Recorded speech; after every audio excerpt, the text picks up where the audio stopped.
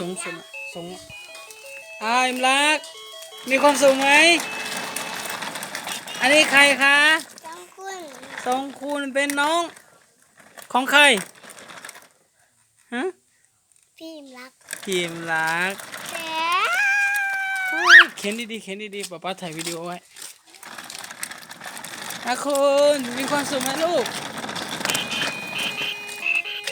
หล่อจังเลยสวยจังเลยหล่อจังเลยเขียนไปไหนครับเขียนไปหาเธอเธออยู่ไหนยูหยาจะได้ไม่หัวตู้ตรงนี้นะบ๊ายบายอย่าลืมเลยอย่าลืมกดติดตามขอใจใครกดติดตามให้หนูด้วยนะคะบ๊ายบาย โอ้มีความสุขไหมคะโอ้ได้เข็นน้องนะครับได้เลี้ยงน้องมีความสุขสมคุณก็มีความสุข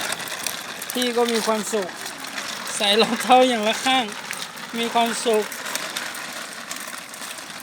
เย้เอ็มรักเลี้ยงทรงคุณ